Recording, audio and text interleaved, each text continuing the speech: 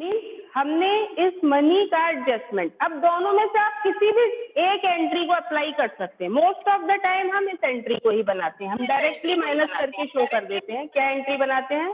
Bank account debited to share allotment account, और उस amount में से कौन सा अमाउंट डिडक्ट कर देते हैं जो हमें एप्लीकेशन के पास एक्सेस के साथ एक्सेस मिला हुआ होता है। यानी 15,000 को डायरेक्टली हम 1 लाख से माइनस कर देंगे और कितने अमाउंट से इस एंट्री को शो करेंगे? 85,000। आप दोनों में से कोई सी भी एंट्री बनाएंगे सही होगी, बस आपको यहाँ ध्यान रखना पड़ेगा दूसरी एंट्री में कि एप्लीकेशन अकाउंट को डेबिट करना पड़ेगा उतने अमाउंट से जितना एक्सेस रिसीव हुआ है। ठीक है, और जिसका हमने एडजस्टमेंट कहाँ किया था? अलॉटमेंट में अकाउंट में। यानी जो पहली सेकेंड जो एंट्री थी जिसमें हमने ये लिखा था share application account debited to share capital account to bank account to share allotment, तो अलॉटमेंट में हमने कितना ट्रांसफर किया था? 15,000। वही अमाउंट शेयर एप्लीकेशन अकाउंट जब हम डेबिट करेंगे यहाँ पर तो उसमें 15,000 ट्रांसफर, क्योंकि हम most of the time first option के अकॉर्डिंग एंट्रीज बनाते हैं, तो हम आगे भी इसी तरीके से बनाएंगे। आप चाहें तो दोनों में से किसी को ही अप्लाई कर सकते हैं, बट ऐसा मत करिएगा कि कभी कोई सी और कभी कोई दूसरा मेथड यूज कर ले। रीजन ये है फिर आप खुद कंफ्यूज होंगे इन एंट्रीज में। ठीक है, इसके बाद आगे की हमारी जो एंट्रीज है वो सेम एज रहेंगी। क्या रहेंगी? Same as. First call money हम क्या करेंगे? ड्यू करेंगे, रिसीव करेंगे। तो फर्स्ट कॉल मनी ड्यू और रिसीव करने की क्या एंट्री बनेगी हमारी? एंट्री बनेगी शेयर फर्स्ट एंड फाइनल, वही लास्ट है, first and final call account debited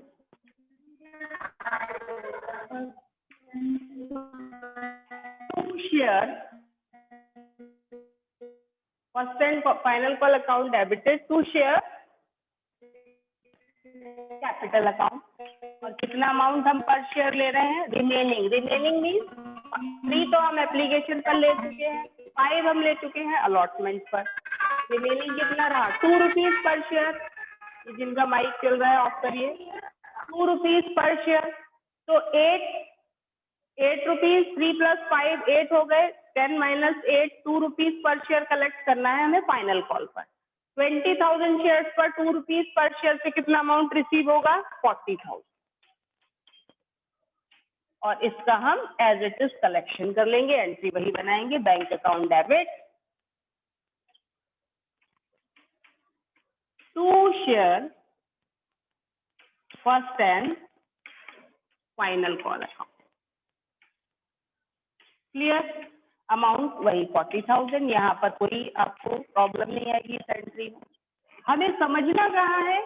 second entry यानी एक्सेस मनी के एडजस्टमेंट एंट्री के टाइम पर हमें बहुत ध्यान रखना है, और अलॉटमेंट मनी रिसीव करते टाइम आपको ध्यान रखना है कि हमें एप्लीकेशन पर जो एक्सेस मनी रिसीव हुई थी उसका एडजस्टमेंट भी करना है। तो ये है आपका प्रोराटा में चेंज जो आता है। ठीक है, अब आप लोग इसके और भी क्वेश्चन करके सॉल्व करके देखेंगे तो आपको समझ में आएगा, क्योंकि ये जो टॉपिक है ये इस बुक का सबसे इम्पोर्टेंट टॉपिक है, और आगे जाकर के कॉम्प्लिकेशन भी इसी में आएंगे, क्योंकि आगे आगे जो प्रॉब्लम्स आएंगी वहां शेयर होल्डर अमाउंट पे नहीं करेंगे आने वाली कॉल्स का, या फिर और भी अलग अलग चेंजेस आते हैं जिनको हमें समझना बहुत जरूरी होता है। इसके लिए पहले क्वेश्चंस की प्रैक्टिस, एटलीस्ट जो अभी इजी पार्ट चल रहा है इसकी प्रैक्टिस बहुत जरूरी है। तो ये जितने ओवर सब्सक्रिप्शन के क्वेश्चन ये आप लोग जरूर करेंगे, और इनमें जहां आपको प्रॉब्लम आएगी वो क्वेश्चन हम डिस्कस भी करेंगे। ठीक है, अब जैसे मैं क्वेश्चन नंबर 20 ही आपको बताऊं, ये क्वेश्चन हो सकता है आप लोग सॉल्व करें।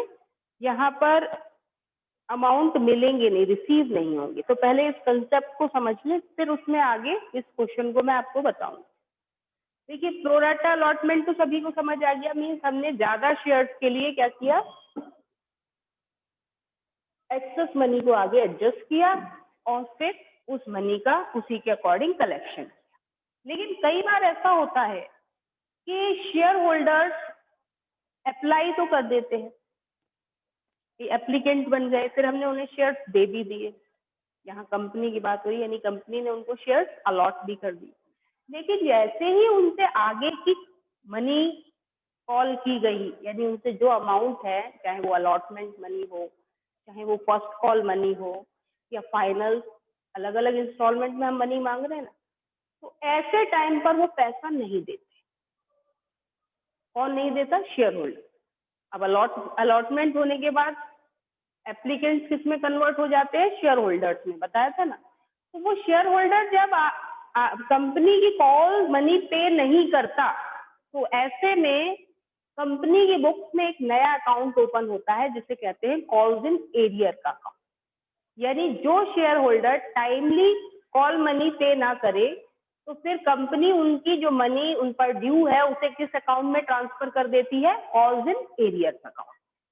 कुछ लोग ऐसे भी होते हैं जो टाइम से पहले दे देते हैं, यानी मांगा भी नहीं और उससे पहले दे दिया, उसे बोलते हैं कॉल्स इन एडवांस। ये दोनों टॉपिक भी आगे आएंगे, उसमें और डिटेल में डिस्कस करेंगे, लेकिन कॉल्स इन एरियर सभी को समझ आ गया होगा। यानी जिस टाइम पर जो अमाउंट ड्यू किया जाए, उस अमाउंट को अगर शेयर होल्डर पे ना करे, तो उस ड्यू अमाउंट को कहाँ ट्रांसफर किया जाता है? सिर्फ उतना ही जितना नहीं मिला। तो आपको बताया जाएगा कि कितने शेयर होल्डर्स ने अमाउंट पे नहीं किया, तो उन्हीं के अमाउंट को हम क्या करते हैं? कॉल्स इन एरियर अकाउंट में ट्रांसफर करते हैं। बाकी शेयर होल्डर्स का amount as it is share capital account में ट्रांसफर हो जाता है, या रिसीव होता है तो ऑलरेडी वो बैंक से रिसीव हो जाता है। तो ये वाली सिचुएशन जो है वो भी आपको कब मिलेगी? ओवर सब्सक्रिप्शन के टाइम। और वहां पर इसका सोल्यूशन थोड़ा सा हमें ध्यान से करना होता है। जैसे क्वेश्चन नंबर अगर हम 20 की बात करें, तो इस क्वेश्चन में, हालांकि टाइम रनिंग आउट हो रहा है, क्वेश्चन थोड़ा बड़ा है, फिर भी मैं आपको बता देती हूँ जितना हो सकता है। Sugandha limited issued 60,000 shares of ₹10 each eight A premium of 2 पर शेयर। सभी की बुक में होगा ये क्वेश्चन।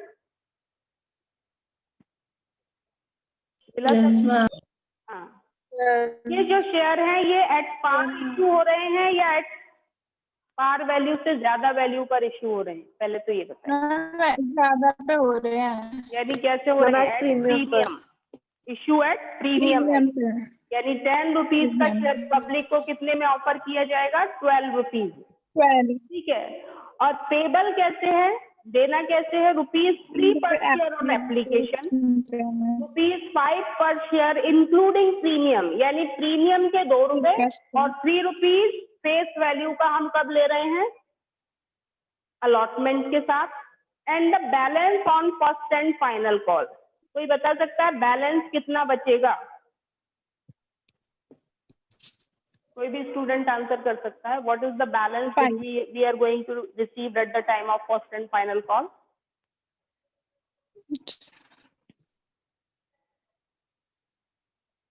₹4। कैसे? 12 रुपीज का आपका पूरा शेयर है, 12 में से 3 आपको कब मिल रहे हैं?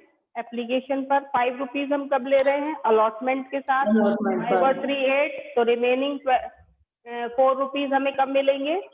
फर्स्ट एंड फाइनल कॉल के साथ। तभी तो हमारा पूरा ₹12 का शेयर होगा। ठीक है। इसके बाद इनको एप्लीकेशन कितने शेयर्स के लिए रिसीव हुए? इनको एप्लीकेशन मिले हैं फॉर 92,000 शेयर्स। लिखा हुआ देखिए, application were receive for 92,000 shares. Over subscription है। हमने कितने शेयर्स के लिए एप्लीकेशन मांगी थी?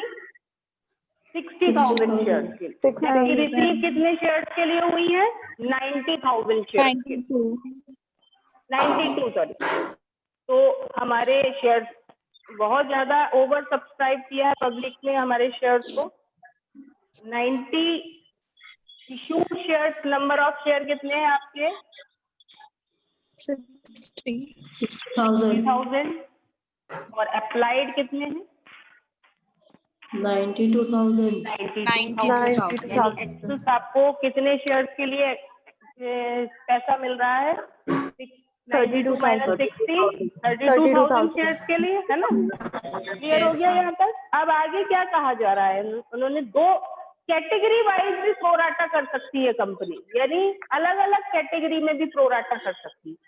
इस क्वेश्चन में कैटेगरी वाइज भी प्रोराटा हुआ है। क्या हुआ है? एप्लीकेंट ऑफ 40,000 शेयर्स जिन्होंने 40,000 शेयर्स के लिए अप्लाई किया था उन्हें कंपनी कितने शेयर्स दे रही है? 30,000। क्लियर? ठीक है। उसके बाद एप्लीकेंट्स ऑफ 50,000 शेयर्स, उन्हें भी 30,000 शेयर्स दे रही है। जिन्होंने 50,000 शेयर्स के लिए अप्लाई किया उनको कंपनी 30,000, तो 30 + 30 60 पूरे हो गए कंपनी के, और इधर 40 + 50 90 हो गए। और 2,000 शेयर्स का कंपनी क्या कर रही है? एप्लीकेंट्स ऑफ 2,000 शेयर्स नील का मतलब इन शेयर्स का रिजेक्शन हो रहा है, यानी ये भी किससे रिलेटेड हो गया? पार्टली प्रोराटा और पार्टली रिजेक्शन से रिलेटेड क्वेश्चन। पहली दो एंट्री तो मेरे ख्याल से आप बना लेंगे, बना लीजिए। आगे का क्वेश्चन मैं कल सॉल्व करवाऊंगी क्योंकि अभी टाइम नहीं बचेगा, लेकिन पहली दो एंट्री कोई भी स्टूडेंट मुझे बता सकते हैं। पहली फर्स्ट एंट्री विद अमाउंट क्या बनेगी बताइए? फर्स्ट एंट्री अमाउंट के साथ।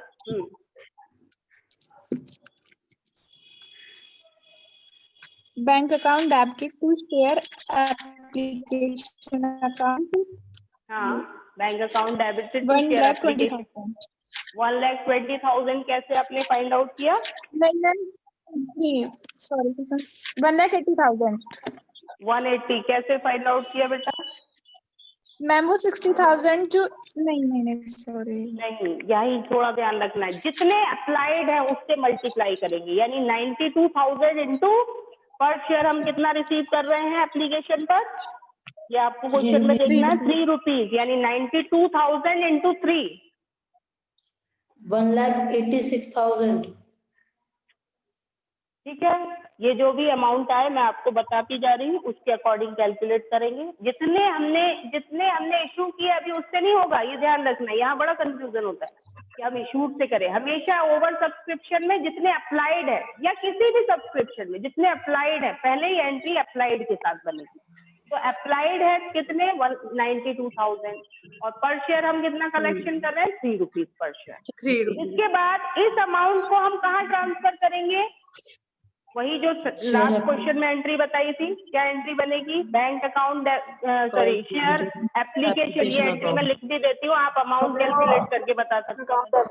एंट्री बनेगी share application account debited to share capital account to bank account. आप चाहो तो बैंक अकाउंट नीचे लिख सकते हो, उससे कोई फर्क नहीं पड़ेगा। To share allotment account. Clear? यही एंट्री हमने लास्ट टाइम बनाई थी। अब आपको रिसीव कितना हुआ? 92,000 इंटू 3 2,76,000। 2,76,000। ये 1,86,000 कौन बोल रहा था? 2,07,000 कैलकुलेशन तो ठीक करे कम से कम। 2,76,000 रुपीज रिसीव होंगे। ठीक है। इसमें से आप शेयर कैपिटल अकाउंट में कितना ट्रांसफर करेंगे? शेयर कैपिटल में जितने नंबर ऑफ शेयर्स हमने इशू किए हैं, कितने शेयर्स इशू किए? 60,000। 60,000 इंटू 3 1,80,000। 80,000। इसके बाद आप रिजेक्शन कितने शेयर्स का कर रहे हैं? 2,000 शेयर्स का। 2,000 इंटू 3 6,000 आपके बैंक अकाउंट में ट्रांसफर हो जाएंगे।